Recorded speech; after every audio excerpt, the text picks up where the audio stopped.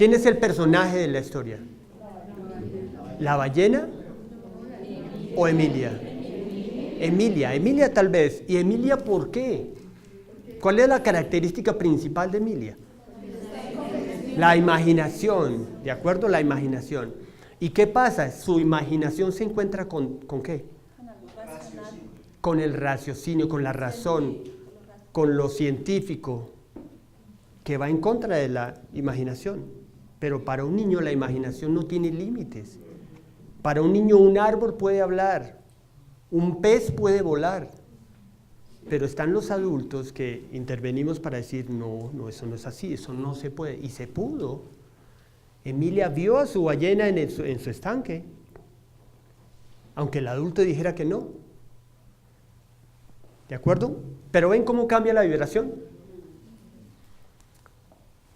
Entonces, la pregunta es, ¿cuántos momentos de violencia o de insensibilidad o de superficialidad podemos cambiar con un buen cuento en valores humanos? Estoy hablando para todos los docentes que llevamos, que somos todos en el corazón, seamos maestros o no. Vamos por el libro tercero, la técnica del cuento en sí.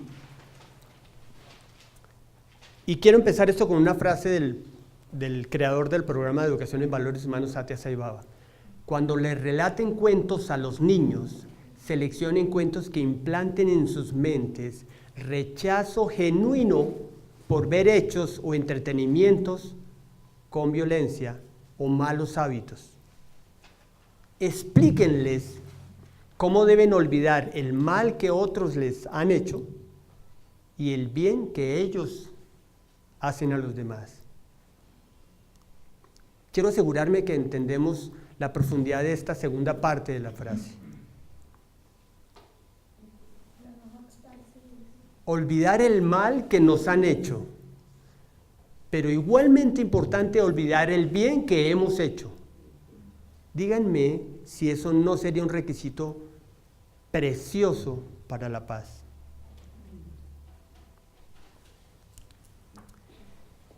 La técnica, el valor de la técnica, dependiendo de la habilidad del narrador, del cuentista, que tiene derecho a tener su propio estilo, su propio ritmo, su propio léxico.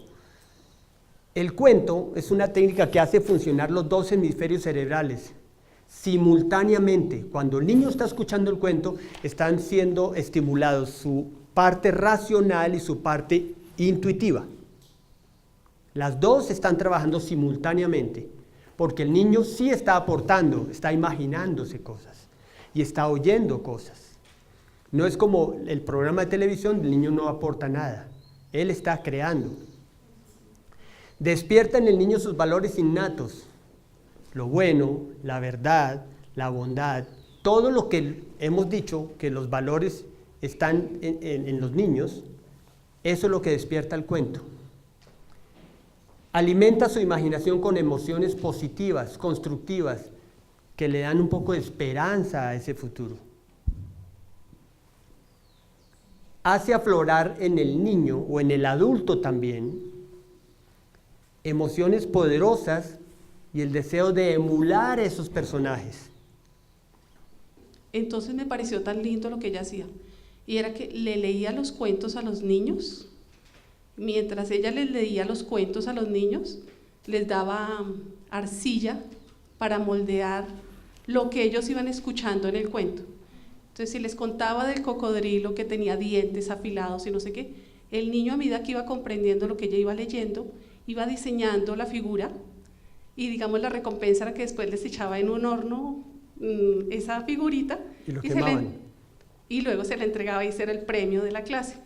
Entonces pienso que fue una herramienta tan valiosa, porque luego para ella elaborar los ensayos fue de gran valor. Cuando ya entró a la universidad, antes los compañeros le pedían que ayudara a hacer ensayos. Eso nunca lo olvidaré, la señora maravillosa. Entonces creo que es una técnica que los docentes pueden aplicar. Maravilloso, gracias. Muchas gracias. Gracias. Cuando un niño escucha en un cuento, al repetir el valor del héroe, que trata de emularlo, se mejora la vida del niño, lo orienta a Dios, que es básicamente lo más importante, que reconozca, que vaya con el tiempo reconociendo su relación con Dios para que finalmente entienda que hace parte de esa divinidad. Por todo lo anterior, la técnica del cuento no ha sido superada hasta el momento. Sigue siendo una herramienta de oro para los docentes, para los padres. ¿Qué es la técnica en sí? La técnica son cuentos, historias, biografías, parábolas, relatos, mitos. Todo se puede convertir en un cuento, en una historia, mientras tenga parámetros de conducta modelo. Y me parece que esa foto es perfecta para eso. ¿Están de acuerdo? La técnica del cuento tiene relación con uno de los valores que hemos visto al comienzo del diplomado. ¿Con cuál será? Con la rectitud, correcto, porque es conductas modelables. ¿Y el objetivo de la técnica cuál será? ¿Ayudar a qué? A aplicarlo. ¿Cómo se llama eso? Estructurar un buen carácter. Satya Sai Baba dice que el objetivo de la educación debería ser la formación de carácter. Y yo no sé hasta qué punto se nos ha olvidado un poco eso en el sistema educativo. Vamos por el libro cuarto. Vamos a ver cosas que la manera de aplicar esas herramientas, esta herramienta del cuento en el aula. Pero quiero empezar con una historia. ¿Les gustan los cuentos, no?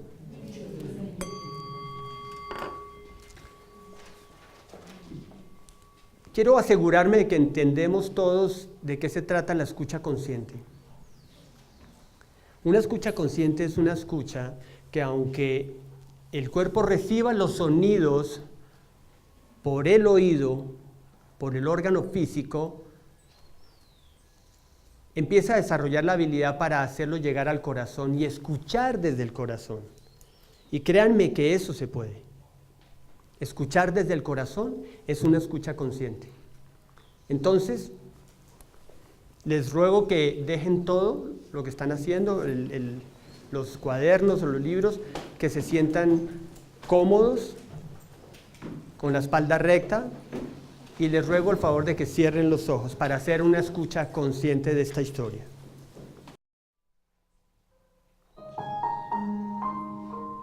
Ojos cerrados.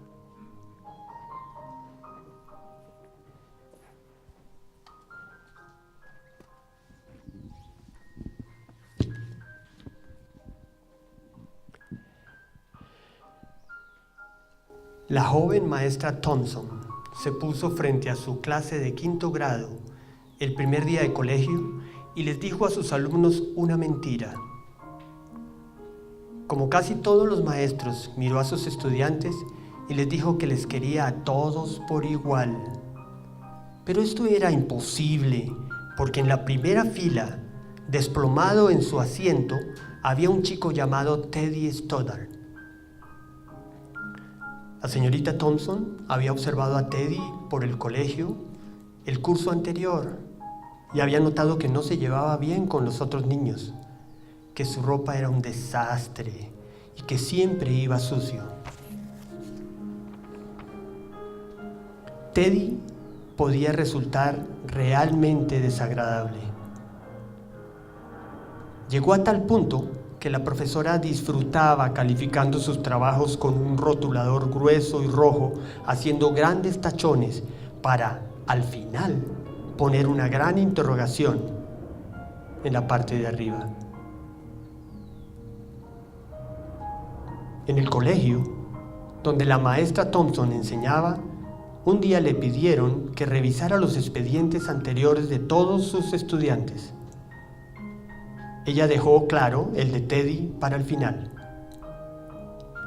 Sin embargo, cuando por fin abrió su expediente, le esperaba una sorpresa. La maestra de primer grado de Teddy escribió estas frases. Teddy es un niño brillante y muy risueño. Sus deberes están bien cuidados y tiene buenos modales. Estar a su lado produce alegría.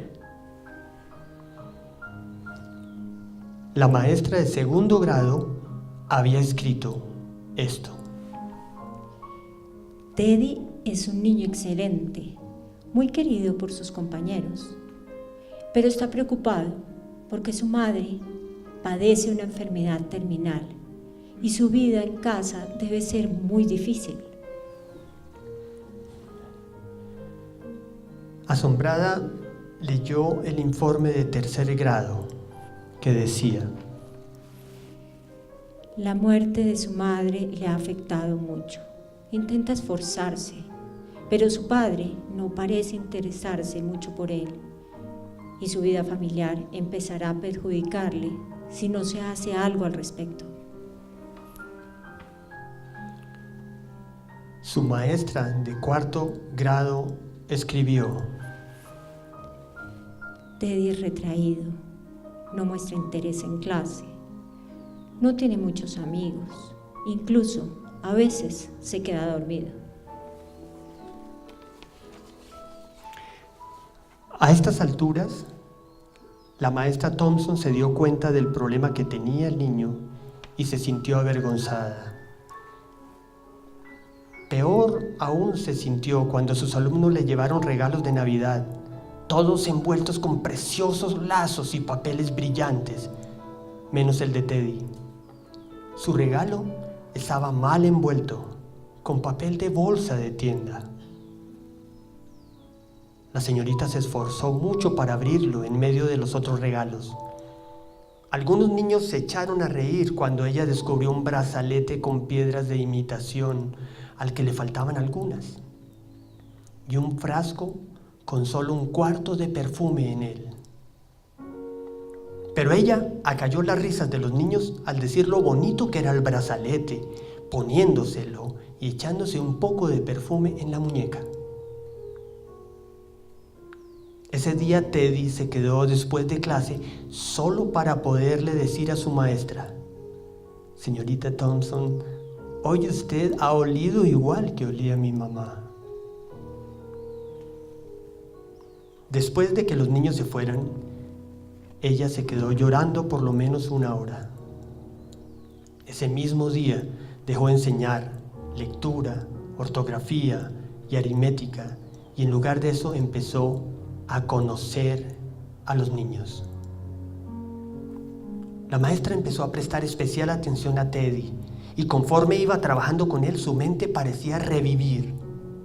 Cuanto más le animaba a ella, más deprisa reaccionaba él.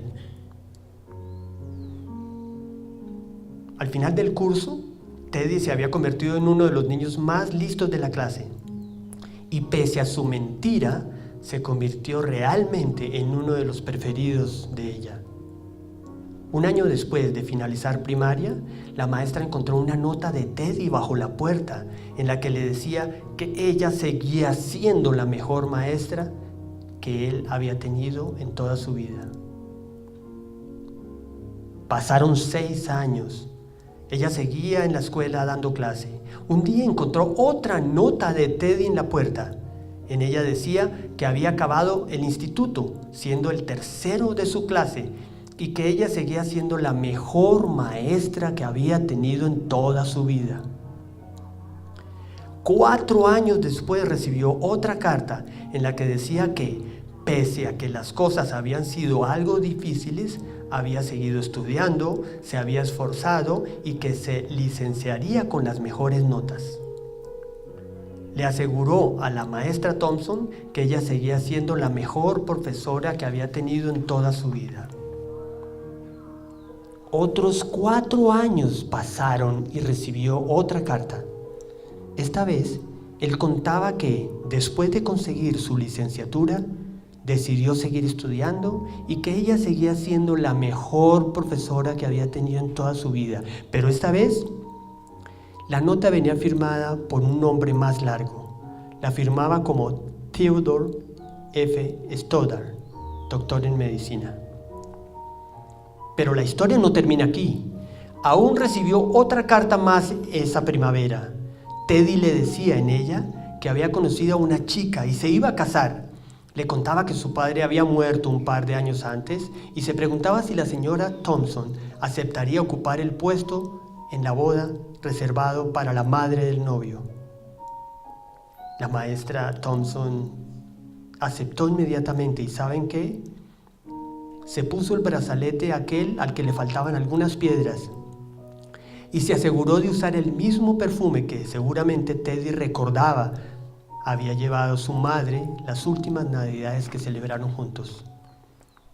Aquel día el doctor Stoddard le susurró a la señora Thompson al oído: muchísimas gracias por hacerme sentir importante y demostrarme que yo podía cambiar las cosas. La señora Thompson, con lágrimas en los ojos, le susurró a él: te equivocas, tú eres el que me enseñó a mí que yo podía cambiar las cosas, que una maestra podía cambiar las cosas. No sabía enseñar hasta que te conocí.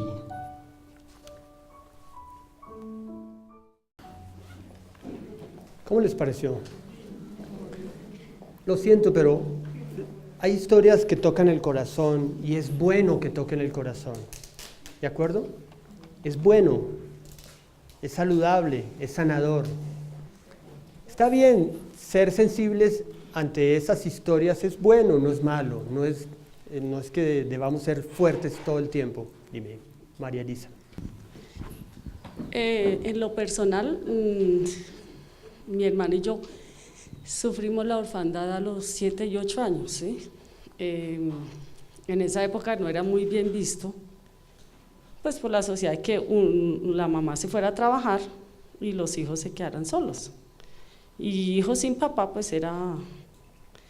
Y en verdad los profesores no nos ayudaron mucho. Gracias. Debo decir que hace muchos años tuvimos una práctica con mis compañeras del instituto, del diplomado, en una escuela, y íbamos a hacer una hora semanal de la hora feliz de valores humanos. Y aprendimos mucho de las docentes, nos enseñaron mucho realmente, porque nosotros llevamos algo que sabíamos, pero ellas nos ayudaron a aterrizarlo. Y nos contaban muchas historias de niños que tenían muchos problemas, de niños que eran muy difíciles de manejar. Y analizábamos un día cómo la solución fácil es decir: devolvamos a este niño, entreguémoselo a los padres. Porque yo entiendo, llega un momento en que ustedes sienten que ya no se puede hacer nada, que lo han intentado todo, pero es que no sabemos qué hay en la vida del niño, en su casa. Cuando nos interesamos un poco como docentes en eso, se abre la situación como un gran sol, como una gran flor, y lo entendemos. Y desde ahí podemos aportar soluciones. En la Secretaría Distrital de Integración Social, nosotros tenemos la oportunidad en los viernes pedagógicos de tener un comité ampliado que previamente hace un trabajo para ver qué se va a trabajar el viernes pedagógico. Entonces digamos que todo lo que yo estoy viviendo en este momento y desde que entré a la Secretaría se conecta con el diplomado que estoy haciendo. ¿Por qué? Porque a nosotros nos hacen ver la importancia de conocer las historias de vida, no solo del niño, sino de la familia, ¿sí? Para poder nosotros tomar acciones, pedagógicas con los niños, para mostrarles otras posibilidades desde el jardín, pues que se salgan un poco de lo que viven en las casas, básicamente. Pero es muy, muy importante uno como docente interesarse por qué vive ese niño en la casa o cómo fue su historia, para poder tener una intencionalidad con todo lo que uno haga en el proceso de formación de ellos. Gracias, Diana. Gracias por lo que puedas hacer desde esa óptica. Maravilloso. Vamos a entrar en la técnica en sí.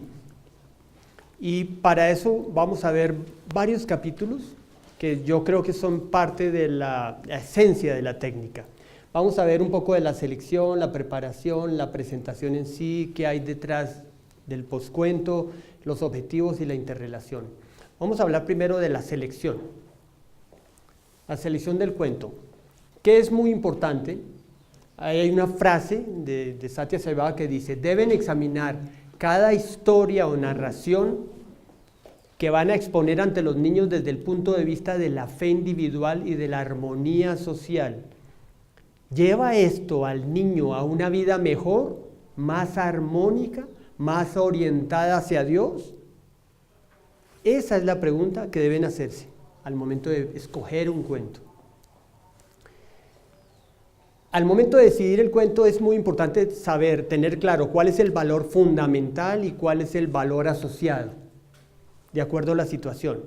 Podemos preparar una clase que tenga que ver con los buenos modales o con la higiene, pero si llegado el momento se presenta una situación en el salón de que están robando muchas cosas, por ejemplo, tenemos que cambiar un poco hacia esa temática y preparar una clase para eso. Y se puede. ¿Qué valor fundamental sería ahí? ¿Qué valor asociado trabajaríamos? De acuerdo.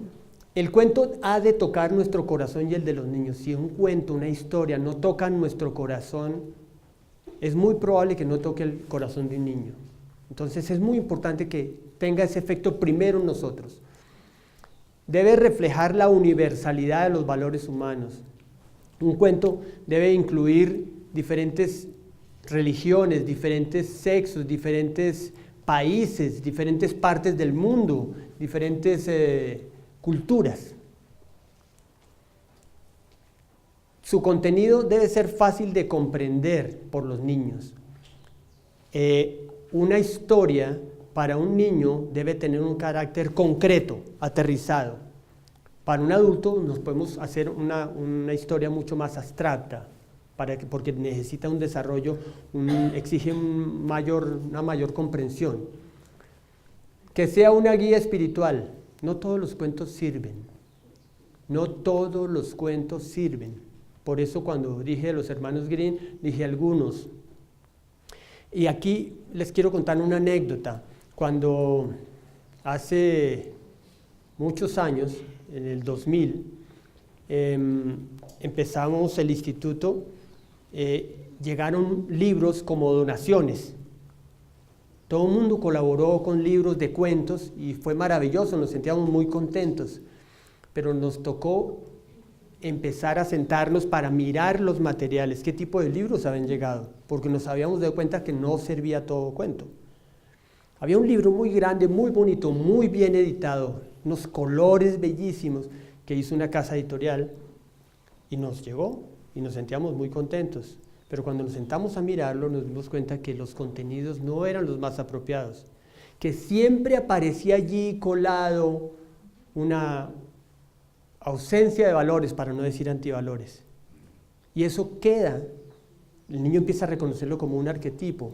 Entonces no era muy riesgoso hacer eso. Es un libro que hoy les puedo decir que ya no está en el centro de documentación del instituto. Al momento de determinar cuál historia vamos a contarles a los niños, es muy importante determinar, hacer algo para cada rango de edades. De 3 a 7 años, más o menos, de 3 a 7 años,